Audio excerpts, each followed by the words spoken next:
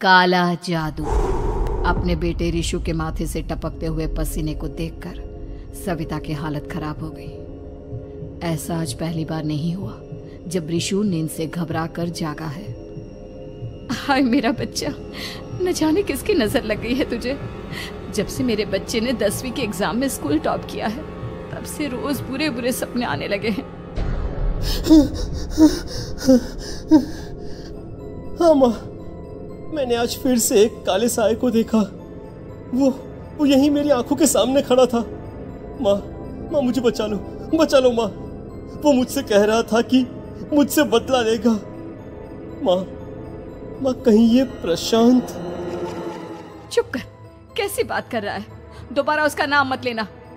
तुझे पता है ना, उस प्रशांत ने आत्महत्या कर ली, तो बार बार उसका नाम मत लिया कर। मम्मी, क्या सच में प्रशांत ने आत्महत्या की थी? चुप कर, बहुत सवाल पूछता है आजकल।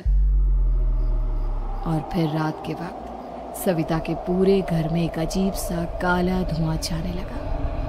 गहरी नींद में सोई सविता की जैसे ही आंख खुली उसका दम घुटने लगा। वो दौड़कर रिशु के रूम की तरफ गई, जहां उसके दरवाजे पर घूमती एक काली परछाई देख वो बुरी तरह से घबरा गई। कौन है वहाँ? कौन है? सामने आओ। ये मैं हूँ, तुम्हारी काली करतूत।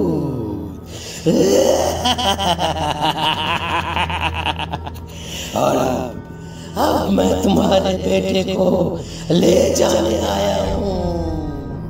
नहीं, मेरे बच्चे को छोड़ दो प्लीज। मेरे रिशु को कुछ मत करना। वो परछाई रिशु के कमरे में घुस जाती है। सविता भी उसके पीछे पीछे दौड़कर जाती है और देखती है कि अब वो साया साफ नजर आ रहा था। वो सर से पैर तक खून में सना हुआ था और उसके शरीर के सारे अंग कटे फटे हैं। क्या चाहिए तुम्हें? तुम जो बोलोगे मैं करूंगी, लेकिन मेरे रिशु को छोड़ दो।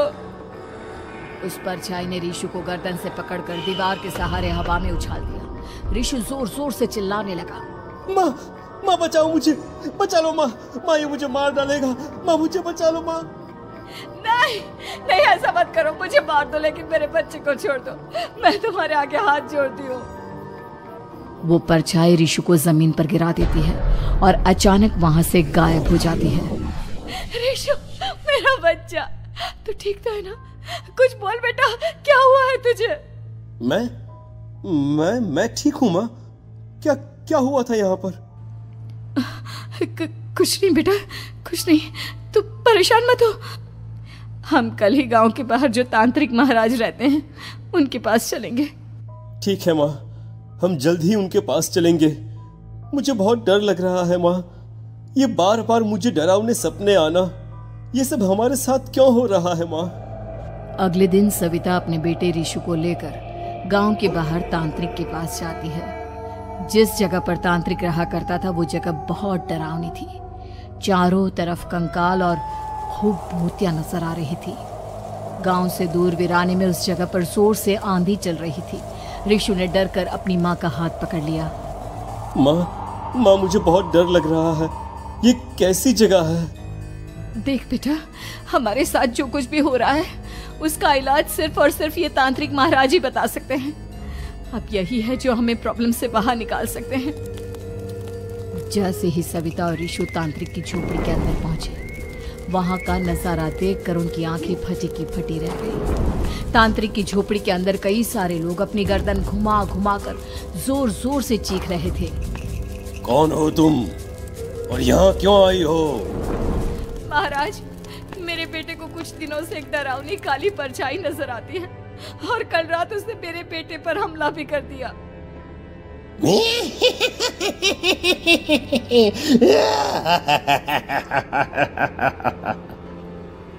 मम्मी हमें यहाँ से चलना चाहिए।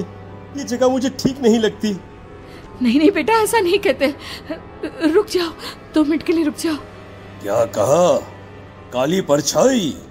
तुम्हारे बेटे पर किसी काली परछाई ने हमला किया? हाँ महाराज, वो कह रही थी कि वो मेरे बेटे को कुछ कर देगी। कोई उपाय बताइए महाराज, मेरे बेटे के साथ कुछ गलत नहीं होना चाहिए। तुमने किसी दूसरे के साथ गलत किया है। तो तुम्हारे साथ भी गलत होकर ही रहेगा। तुमने किसी की जान ली है, किसी को मार डाला है तुमने। नहीं महाराज, मैंने ऐसा कुछ नहीं किया। मैंने किसी की जान नहीं ली। मुझे कोई उपाय बताइए। लगता है तुम इतनी आसानी से नहीं मानोगी। मैं तुम्हें अभी उस काली परछाई से मिलवा देता हूँ और वही सारा सच तुम्हारे सामने लेकर आएगा। सविता और ऋषु ने डर के मारे अपनी आंखें बंद कर ली। तभी अचानक तांत्रिक की झोपड़ी में अजीबोगरीब आवाजें गूंजने लगी। सविता और ऋषु बुरी तरह से कांप रहे थे। आंखें खोलो और अपने सामने देखो। क्या यही है वो जिससे तुम कल रात को मिली थी? बताओ मुझे।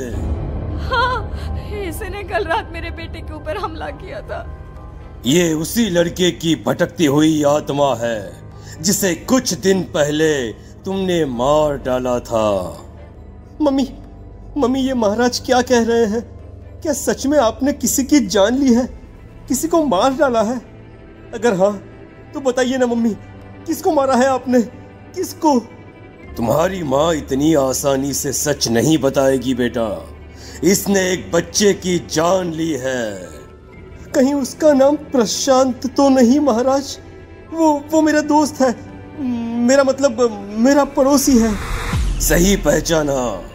देखा सविता, तुम्हारा खुद का बेटा भी जानता है कि तुमने किसी के प्राणों की बलि चढ़ा दी और इसीलिए अब उसकी बुरी आत्मा तुम्हारे घर में भटकती है। मुझे माफ कर दीजिए महाराज, मुझसे बहुत बड़ी गलती हो गई। प्रशांत हमारे पड़ोसी का बेटा था। हर बार उसके नंबर मेरे बेटे से ज्यादा आते थे और इसलिए मैंने उसके कमरे के बाहर काला जादू किया था, पर मुझे नहीं पता था कि वो मर जाएगा। तुम्हारे उसी काले जादू वाली गुड़िया के अंदर एक बुरी आत्मा थी जिसने उस बच्चे के दिमाग पर बुरा असर कर दिया और उसी की वजह से उस लड़के ने अपनी बालकनी से कूदकर आत्महत्या कर ली। इसकी वजह सिर्फ और सिर्फ तुम हो, तुम। नहीं महाराज, जो कुछ भी हुआ मुझे नहीं पता था कि प्रशांत अपनी जान दे देगा। प्रशांत की आत्मा इस वक्त तुम्हारे सामने खड़ी है, हमसे बात करना चाहती है। बोलो क्या कहना चाहते हो? मैं जीना चाहता था, बड़ा होकर कुछ बनना चाहता था। आपके बेटे से मुझे कोई परेशानी नहीं थी। अरे वो तो मेरा अच्छा दोस्त था।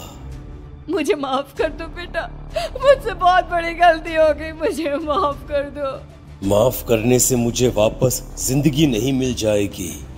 मेरे माँ बाप आज भी मेरे लिए रोते हैं। आपने मेरे साथ बहुत गलत किया है, बहुत गलत। और तभी अचानक प्रशांत की आत्मा वहां से गायब हो जाती है। सविता जोर जोर से रोने लगती है।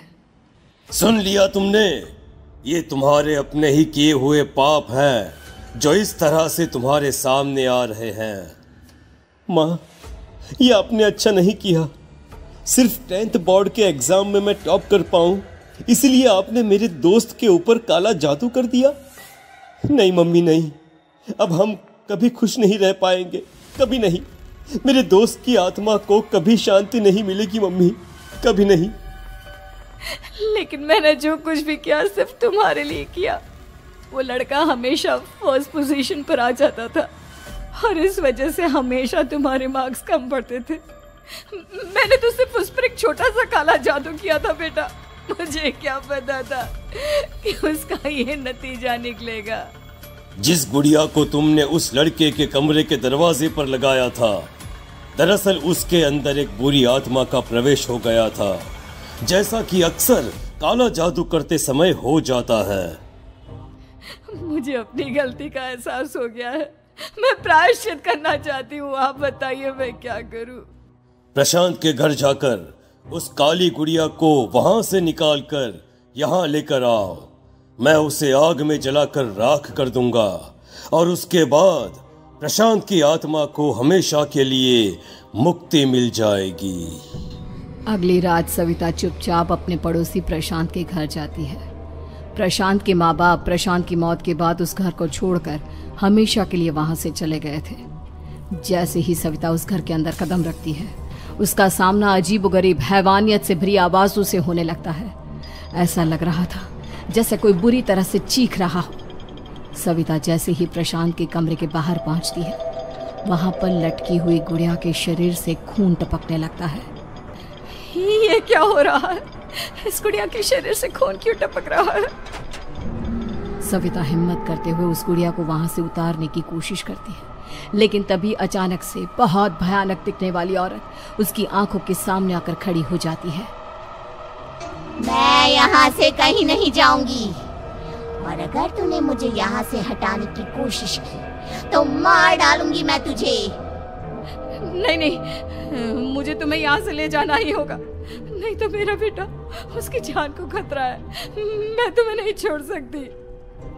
अगर तुम्हारे अंदर हिम्मत है तो मुझे इस घर से बाहर ले जाकर दिखाओ। और ऐसा कहकर वो औरत सविता के ऊपर हमला कर देती है और उसे हवा में उछाल उछाल कर जमीन पर पटकती है। लेकिन तभी अचानक मौका देखकर सविता अपने हाथ में ली हुई सुई उसके हाथ में चुभो देती है।